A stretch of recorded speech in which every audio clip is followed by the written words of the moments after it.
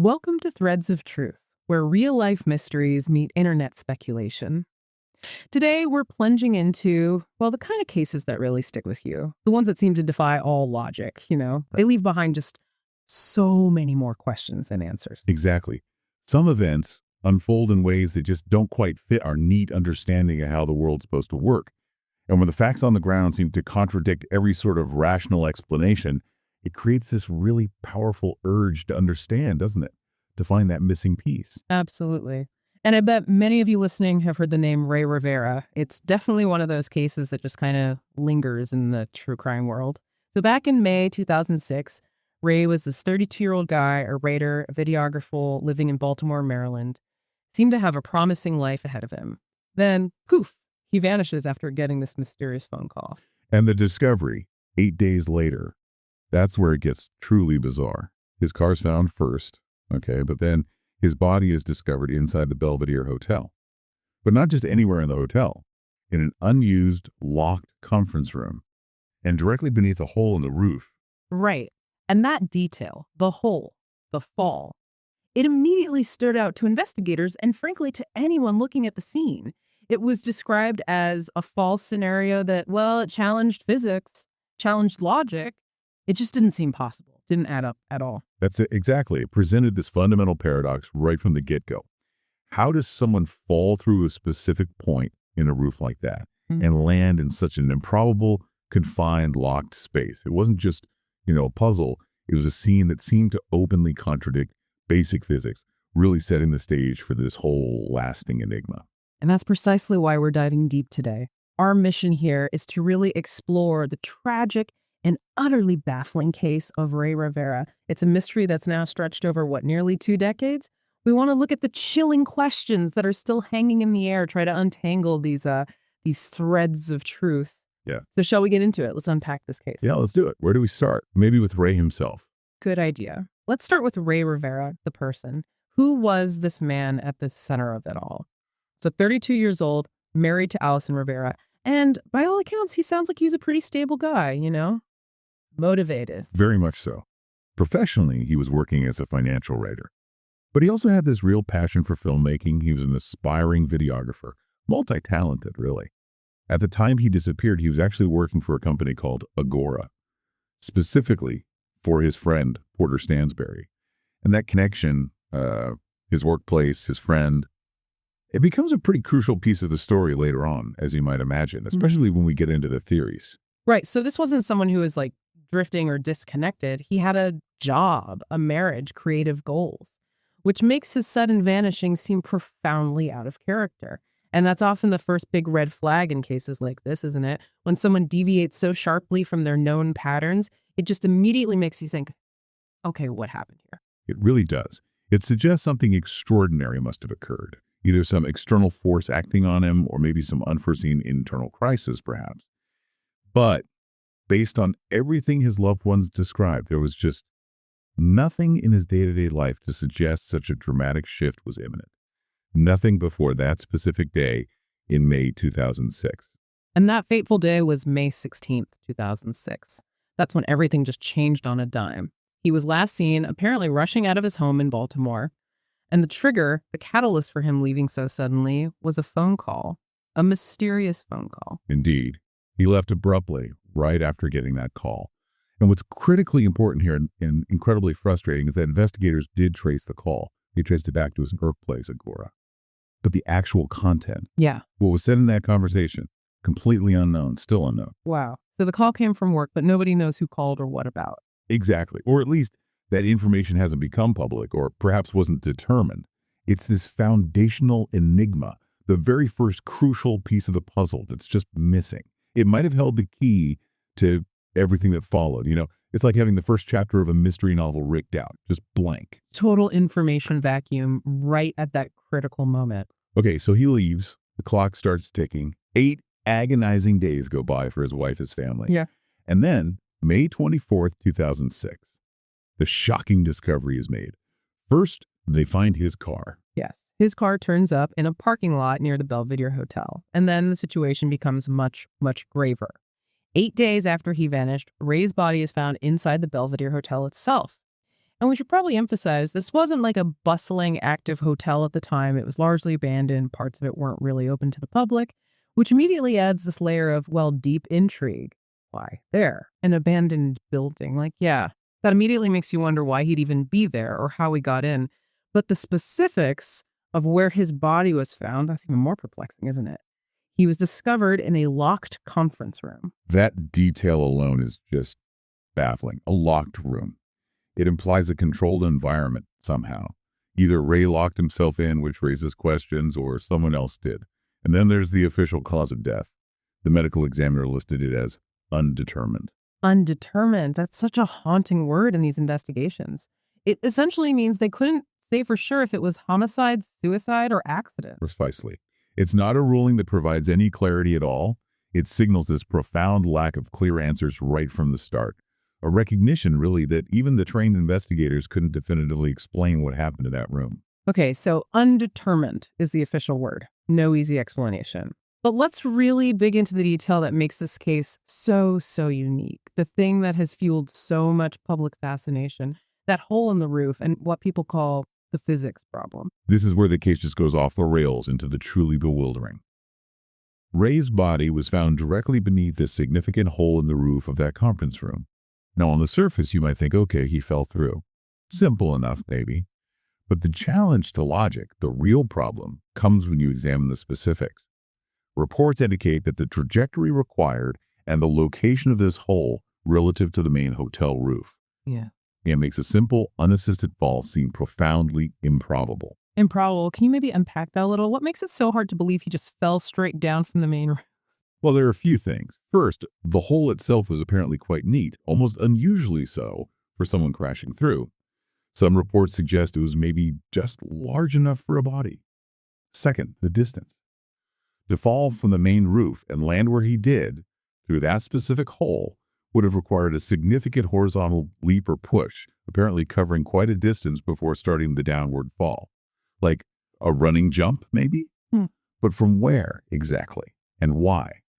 Plus, his injuries, particularly the severe damage to his shins and feet, seemed inconsistent to some with just a straight fall. It suggested maybe hitting something else first or a different kind of impact. And then there's the point you mentioned earlier, the lack of significant debris around the hole inside the room. If someone crashes through a roof structure, you'd expect plaster, dust, maybe insulation, bits of wood or metal scattered around. But reports suggest it was eerily clean around the entry point. Wow. So not just the trajectory, but the state of the hole and maybe even the injuries. It all points away from a simple fall. It certainly challenges that simple explanation. It raises the possibility that he didn't fall from the main roof, or maybe didn't fall unassisted. Some have even speculated he might have fallen from higher up, like maybe a helicopter, though that introduces its own set of logistical problems. Or the most troubling implication, that the hole was made separately and his body was placed there after death. That impossibility, that physics problem, is what leads many people down the path of believing foul play was involved. That's a massive implication. It completely shifts the narrative away from just a tragic accident or even a suicide. It suggests intervention, maybe staging. And as if the physical scene wasn't confusing enough, there's also the note. This bizarre multi-page note they found taped behind his home computer. Ah, yes, the cryptic note. Another absolute central pillar of this mystery. It wasn't just a scrap of paper, it was a multi-page document. That alone suggests some time and thought went into it, perhaps.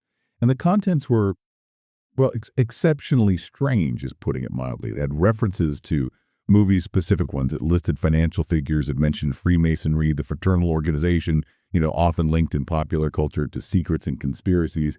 That part really lit up the internet forums. And it also contained just a collection of personal musings, thoughts that seemed really disjointed, almost random, and incredibly difficult to interpret coherently. So definitely not a straightforward suicide note then. No goodbye, cruel world kind of thing. Crucially, no.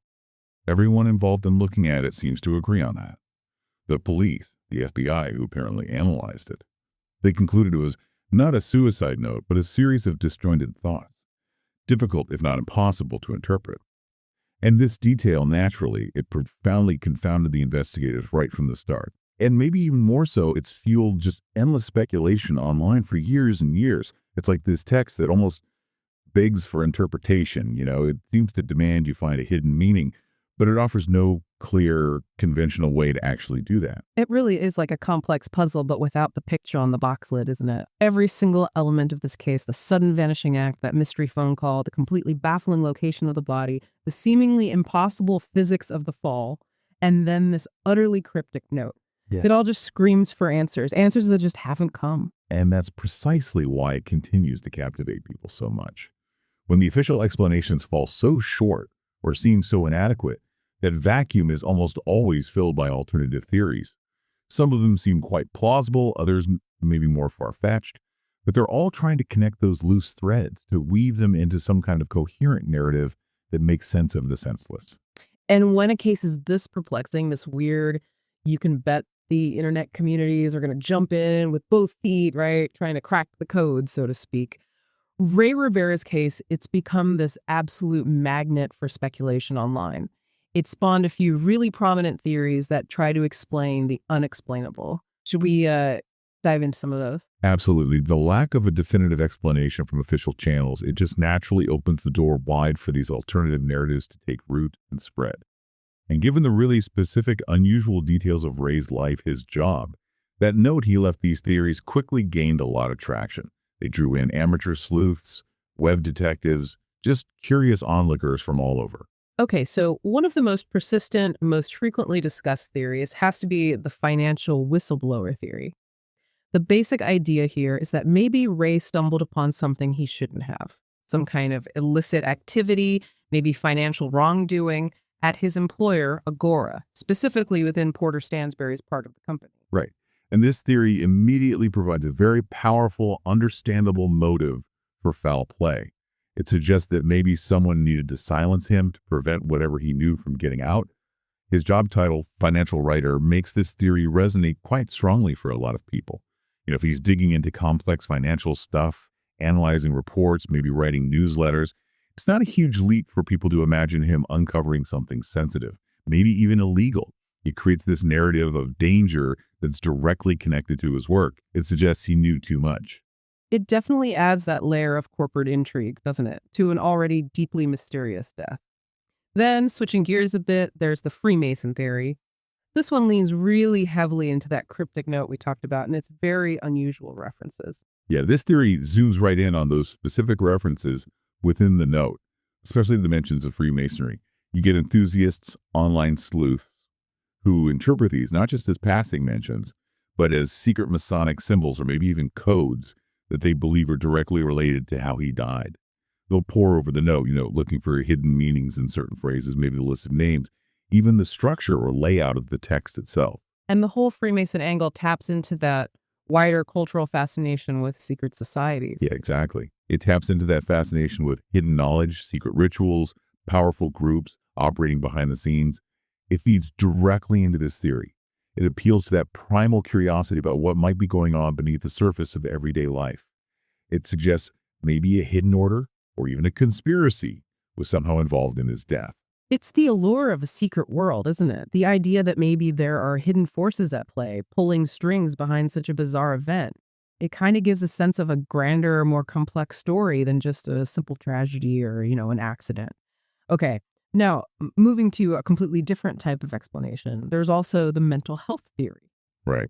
This theory suggests that perhaps Ray was experiencing a severe, maybe sudden mental health crisis, and that this crisis could potentially explain the disjointed, cryptic nature of the note and also his sudden, abrupt departure from home after that phone call. However, and this is really crucial, this theory is very, very strongly disputed by the people who knew him best. His wife, his family, his close friends. They consistently stated that this explanation was completely inconsistent with the Ray they knew, his personality, his behavior. So they didn't see any signs leading up to it? Apparently not. They saw no prior signs whatsoever of that kind of crisis, which you have to say significantly weakens the credibility of this particular explanation, at least in the eyes of those closest to him. They painted a picture of a man who, maybe he was creative and sensitive, but fundamentally grounded and stable, not someone prone to a sudden psychotic break, for instance. That's a really vital distinction, isn't it? The people who knew him intimately, they just didn't see evidence to support that idea. Okay, and finally, let's circle back to the note itself. Because beyond the specific Freemason interpretation, there's just this pervasive speculation about its code-like structure in general. It really is the centerpiece for so much of the online discussion, isn't it? Oh, absolutely. The note is, without a doubt, a central piece of the internet's obsession with this case. Its structure, its content, it's so disjointed, so seemingly nonsensical in places that it practically invites a huge number of different interpretations. You get people seeing coded messages meant to reveal hidden truths. Others see it as maybe spiritual ramblings or perhaps just a stream of consciousness writing exercise that got interrupted. Every reader seems to find something different to latch onto. And this is what creates what you could call the rabbit hole effect. The rabbit hole effect. Yeah, that sounds about right. What does that actually look like in practice when people are trying to decode Rey Rivera's note? It's actually pretty fascinating to watch unfold in online communities like Reddit forums or web sleuths. These places become incredibly fertile ground for all these diverse, often conflicting interpretations.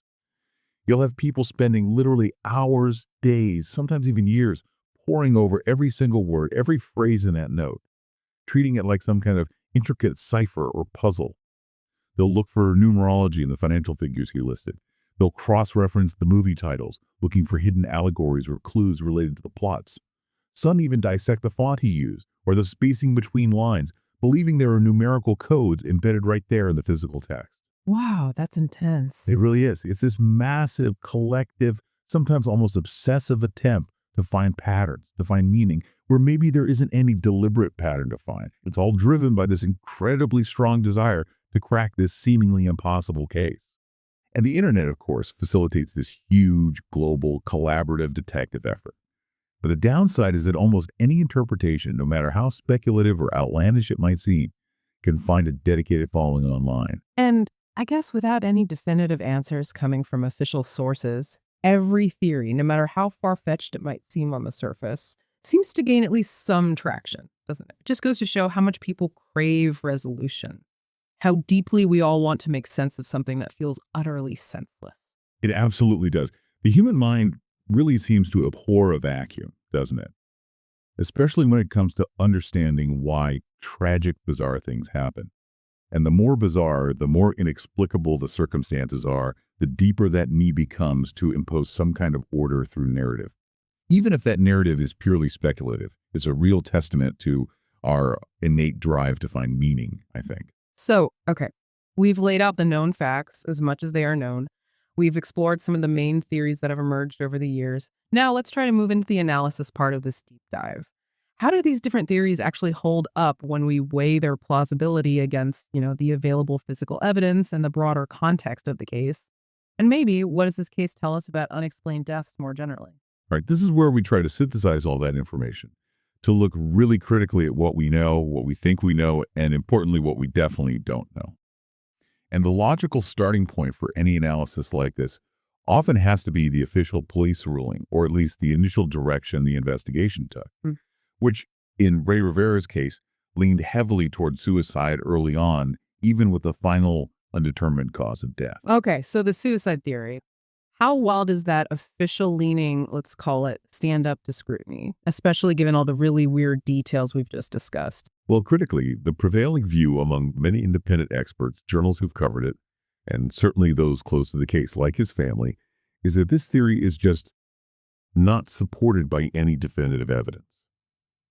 And when you look closely at the facts, the inconsistencies really are glaring, aren't they? Let's just reiterate them. You've got the profound challenge of the locked room. How did Rey get in? If he was alone, how was it locked seemingly from the inside, or secured in a way that prevented easy access? Then there's that truly improbable fall trajectory we discussed, the physics problem, which strongly suggests the body might have been placed there, or that the fall didn't happen as initially assumed. And finally, there's the nature of that multi-page note. Investigators themselves clearly stated it was not a typical suicide communication. It lacked any clear farewell, any explicit indication of intent to self-harm. Taken together, these factors just do not fit the standard pattern of what you would expect in a suicide scenario. And wasn't there also a pretty significant issue with the initial investigation itself? That seems to have been a major compounding factor in why this mystery has lasted so long, right? Oh, that's a huge critical point, yes. Multiple reports and accounts, including those highlighted in documentaries and books about the case, suggest the initial police investigation was, well, let's say, inadequate. Hmm. This apparently led to significant delays.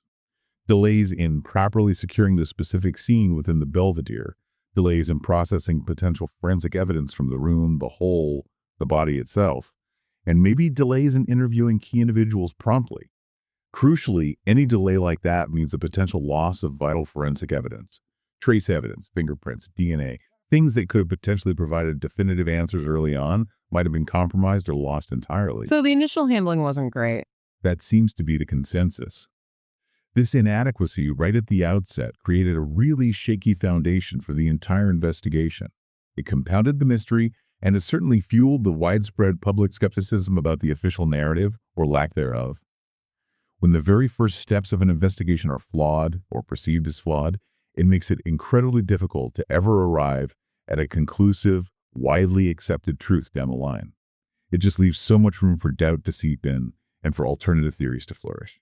Okay, so if the suicide theory is largely unsupported by the evidence we have, and the initial investigation itself was problematic, what about the foul play theory? That seems to be the one that gains the most traction among people who've looked really deeply into this case, doesn't it?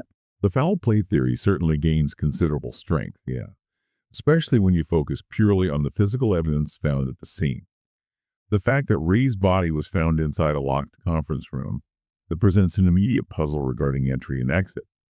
That alone is a huge flag for many people. Then you have the whole physics problem of the fall. The injuries that didn't quite fit, the lack of expected debris, the improbable trajectory needed to get from the main roof to that specific spot. All of that, taken together, strongly suggests his body might have been placed there after death, rather than him landing there as a direct result of a simple, unassisted fall from the hotel roof. And you add to that the lack of any clear, obvious entry point into what was essentially an abandoned, secured building, not generally open to the public. Well, these details collectively make foul play seem highly plausible, maybe even probable to many observers. These factors seem to directly contradict the idea of a self-inflicted death or just a straightforward, tragic, accidental fall. So the scene itself, the forensics or lack thereof, it really seems to point strongly towards something else happened here. But okay, if foul play is the most plausible explanation based on the scene, why hasn't it been solved? Why no arrests after all this time? And that is the truly tragic, incredibly frustrating part of this whole story. Despite the strong plausibility suggested by the physical evidence at the scene, there's still this glaring lack of two crucial things: a concrete, proven motive that definitively links someone to the crime, and a specific identifiable suspect. Who did it and the why they did it. Those remain completely unsolved, even if the how he ended up in that room leans heavily toward foul play for many people. It leaves everyone in this deeply frustrating limbo. You have compelling physical clues that scream foul play, but no clear path forward to finding out who is responsible or achieving justice. Yeah, it's like having a puzzle where you have a few really key pieces that show a definite picture of something being wrong, but most of the surrounding pieces are just gone, missing entirely, preventing you from ever seeing the full scene. And speaking of pieces that just don't fit, let's just quickly re-emphasize those forensic inconsistencies again, because they really do deepen the mystery, don't they? They absolutely do. The improbable fall mechanics, that remains absolutely central. To reiterate, the trajectory needed, the location of the hole, the physics involved. They profoundly challenge the mechanics of any kind of natural, unassisted fall, particularly one that would result in Rey's body landing precisely where it did, with the specific injuries observed, and crucially, that striking absence of expected debris around the impact point. This all strongly points to the possibility that the body was placed there after death, or perhaps fell from a much greater height than the Belvedere's roof, like the helicopter theory. However unlikely, or maybe even involved some kind of assistance or manipulation during the fall. And the other critical inconsistency, as we keep coming back to, is the sealed crime scene itself. The fact that the body was found in a locked conference room. It presents this profound puzzle. How did Rey enter? Or, much more disturbingly, how was he placed there, if indeed he was, and the room secured afterwards? These are just minor details you can kind of brush aside. They are fundamental challenges to any straightforward explanation. They make the case genuinely, enduringly baffling. They truly are. These aren't small discrepancies you can just, hand wave away. They feel like core elements that make the entire official narrative or the simplest explanations just crumble for many people looking at it. And ultimately, this case, Ray Rivera's story, it seems to reflect some larger issues, doesn't it? Issues with how we handle and perceive unexplained deaths, and maybe why some mysteries just endure for so long. It absolutely does. Yeah. Ray Rivera's death has remained this profound modern mystery. It's baffled authorities, it certainly tormented his family, and it continues to fascinate the public for, like you said, nearly 2 decades now. It's not just a single isolated incident anymore. It's really become a symbol of an unsolved, deeply unsettling enigma. And it just has all those elements that draw people in, doesn't it? The really bizarre details, that incredibly cryptic note, and a crime scene that suggests this complete vanishing act, followed by an almost impossible discovery. It's exactly the kind of story that just sticks in your mind, refusing to be forgotten or easily explained away. It does. It taps right into our inherent fascination with the bizarre, the unexplainable, and also, I think, into our deep-seated desire for justice, for answers when something seems so wrong. But beyond just the allure of the strange, the case also really profoundly illustrates the lasting impact of how an initial investigation is handled. When that initial investigation is seen as inadequate, or maybe even perceived by some as a miscarriage of justice, it can profoundly impact the entire search for truth down the road. It sadly suggests that some truths, especially forensic ones, once they're lost due to a potentially botched investigation early on, they may never actually be found. And that is just a heartbreaking reality for so many families out there who are grappling with unresolved loss and unanswered questions. And for Ray's family, specifically his wife Allison, they've shown this truly relentless pursuit of answers over the years. Despite the official ruling, despite the passage of time, they haven't given up hope of finding out what really happened, which speaks volumes, I think, about their conviction that there's more to the story here. Their relentless pursuit really highlights that heartbreaking reality that some questions just persist, despite tireless efforts. It leaves families with this unresolved grief and often a profound sense of injustice. This ongoing fight by the community and the family, it also underscores society's broader fascination with the impossible, doesn't it? And maybe the enduring power of a great story, especially when the actual truth remains stubbornly elusive. So the case isn't just about Ray Rivera anymore, in a way. It's about our collective struggle, our inability perhaps to accept an unsolved puzzle, especially one that is so deeply unsettling and just riddled with so many contradictions. It truly is. The mind just can't seem to let go of something that defies explanation so completely. And that, I suppose, leads us towards the end of our deep dive today into the Ray Rivera enigma. Yeah, the Ray Rivera case remains this haunting mystery.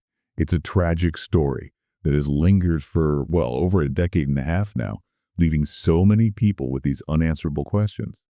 Was he the victim of some tragic freak accident? Was it a murder that was somehow covered up?